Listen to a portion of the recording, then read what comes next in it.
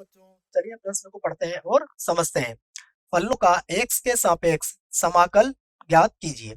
और हमें फलन दिया है बच्चों e की घात x प्लस 2 बटा x प्लस 4 और पूरे की घात क्या है बच्चों 2 है। ठीक है।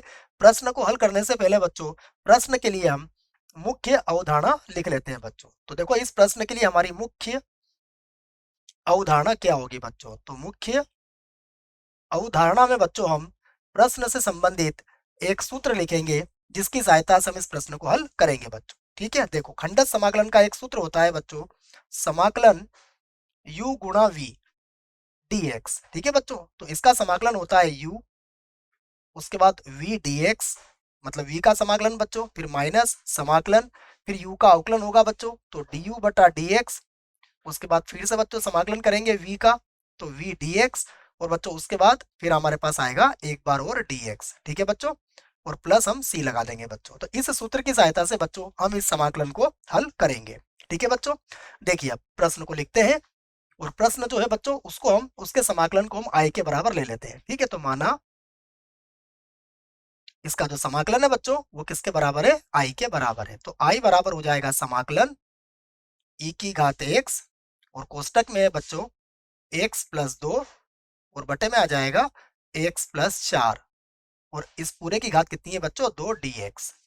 ठीक है बच्चों।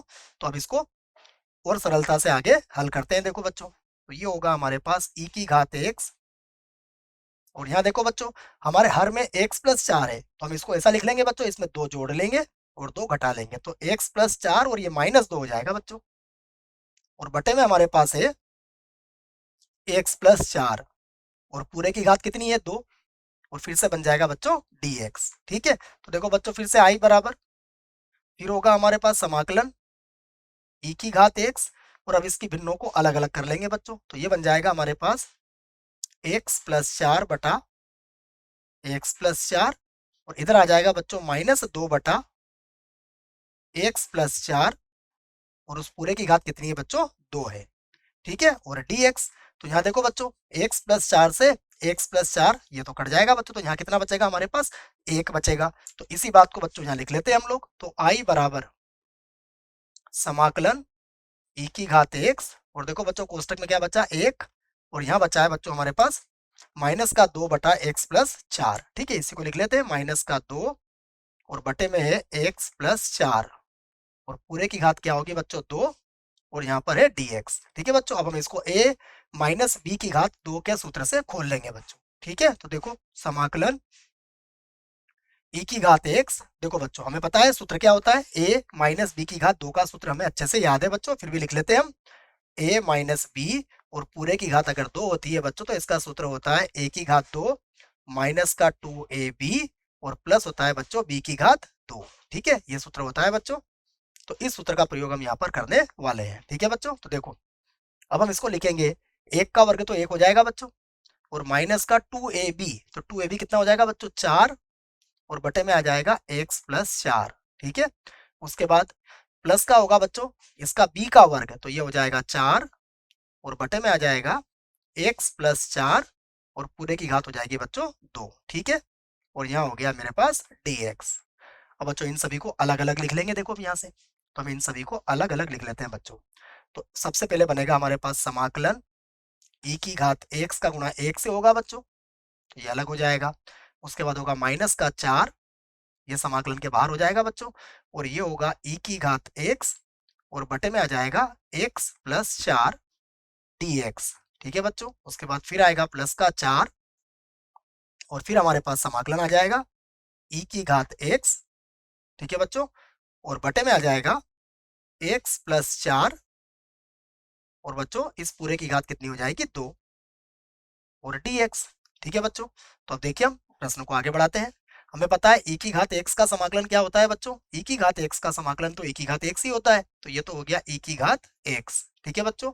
यहाँ हो गया माइनस का 4 और बच्चों यहाँ पर हम खंडत समाकलन का सूत्र लगा देते हैं बच्चों जो हमने मुख्य अवधारणा में लिखा था। देखो बच्चों यहाँ पर हम क्या करेंगे 1 बटा x प्लस 4 को बच्चों वैसे ही छोड़ देंगे और हम समाकलन किसका करेंगे, समाकलन करेंगे हम e की घात x का और dx u v का फार्मूला लगा रहे हैं बच्चों हम।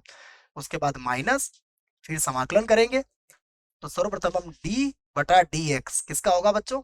ये होगा हमारे पास 1/x+4 का, इसका अवकलन होगा बच्चों। और उसके बाद पुनः समाकलन किसका होगा? पुनः समाकलन होगा e की घात x का, ठीक है। और उसके बाद फिर से बच्चों हम एक बार और इसका समाकलन करेंगे, ठीक है बच्चों। तो यहाँ पर हमने इसको कोष्टक लगा लिया था।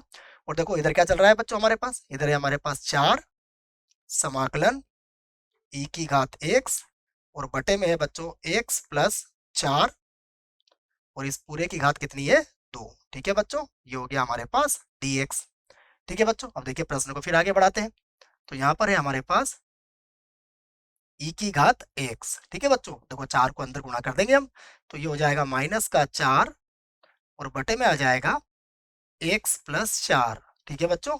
और e की घात x का समाकलन कितना होता है? e की घात x ही होता है, तो ये बन जाएगा e की घात x, ठीक है बच्चों। अब देखो इस -4 का जब गुणा यहाँ करेंगे बच्चों तो ये बनेगा +4, ठीक है बच्चों। और उसके बाद फिर से हमारे पास है समाकलन। अब हमें पता है बच्चों 1/x का अवकलन कितना होता है? -1/x², तो ये बचेगा -1/x+4 और बच्चों इसका क्या हो जाएगा? वर्ग हो जाएगा -1/x² से, ठीक है। ये हमने अवकलन कर दिया 1/x+4 का। और गुणा e की घात x का जब समाकलन करेंगे तो e की घात x का समाकलन तो e की घात x ही होता है बच्चों, ठीक है। और उसके बाद देखो प्लस में कितना चल रहा है बच्चों? प्लस में हमारे पास है 4, उसके बाद समाकलन e की घात x और बटे में है हमारे पास x+4 और पूरे की घात 2 है बच्चों। और यहाँ पर है dx, ठीक है बच्चों। अब देखिए फिर से हम इस प्रश्न को आगे बढ़ाते हैं। तो यहाँ हमारे पास है अब e की घात x, उसके बाद है -4 e की घात x और बटे में है हमारे पास x+4, ठीक है बच्चों। अब यहाँ देखिए बच्चों, यहाँ पर 4 का गुणा जब -1 से होगा तो ये हो जाएगा हमारे पास -4 और समाकलन में आ जाएगा बच्चों e की घात x और बटे में होगा x+4 पूरे की घात 2 और ये बन जाएगा बच्चों dx, ठीक है बच्चों। ये क्या हो जाएगा हमारे पास? dx हो जाएगा बच्चों। यहाँ पर हमने dx लगाना शायद हम भूल गए, तो ये dx लगा देते हैं बच्चों, ठीक है। उसके बाद देखिए फिर प्लस है हमारे पास, प्लस का हमारे पास है 4, फिर से लिखते हैं इसको, तो ये बनेगा e की घात x और बटे में आ जाएगा x+4 पूरे की घात कितनी हो जाएगी बच्चों? 2 हो जाएगी और यहाँ हो जाएगा हमारे पास dx, ठीक है बच्चों। अब देखो इसको ध्यान से, अगर ध्यान से देखोगे बच्चों तो ये माइनस का है और ये प्लस का है, तो बच्चों ये तो कट जाएगा। अब देखो i बराबर हमारे पास क्या बचेगा बच्चों? तो अब हम लिख सकते हैं i बराबर, देखो हमारे पास था e की घात x, उसके बाद था बच्चों -4 e की घात x, ठीक है। इसी को लिख लेता हूं मैं -4 e की घात x और बटे में कितना था हमारे पास? बटे में था x+4, ठीक है बच्चों। देख लो इसको ध्यान से, यही था हमारे पास -4 e की घात x और बटे में x+4 था बच्चों, ठीक है। अब हमारा i का मान आ गया है बच्चों, तो हम यहाँ पर क्या लगाएंगे? अब हम यहाँ पर लगा सकते हैं अचर c, ठीक है बच्चों। जैसे हमारा i का मान आएगा हम अचर c का प्रयोग यहाँ कर सकते हैं। अब देखो बच्चों इसको और सरल कर सकते हैं। अगर हम इसको और सरल करें तो i बराबर हो जाएगा हमारे पास e की घात x, बच्चों यहाँ से हम क्या करेंगे? कॉमन ले लेंगे, तो ये होगा 1 - 4/x+4 हो जाएगा ये, और प्लस कितना है? c, ठीक है बच्चों। तो यहाँ से देखो हम इसका लघुत्तम ले लेते हैं, तो i बराबर e की घात x और लघुत्तम क्या होगा बच्चों इसका? x+4, तो ये होगा x+4, उसके बाद हो जाएगा -4 और इसका लघुत्तम कितना था? लघुत्तम था इसका x+4, ठीक है बच्चों। और प्लस कितना है हमारे पास? c है। तो अब बच्चों देखो ध्यान से, इसको 4 से 4 भी हमारा कट जाएगा, तो ये 4 से 4 हमारा कट गया। तो अब हमारे पास i का मान आया है बच्चों e की घात x, या फिर ऐसा लिख सकते हैं x e की घात x और बटे में है बच्चों हमारे पास x+4 और प्लस कितना है हमारे पास c। तो बच्चों हमारे प्रश्न का यह उत्तर होगा। आशा करता हूं बच्चों आपको इस प्रश्न का उत्तर समझ में आया होगा। धन्यवाद।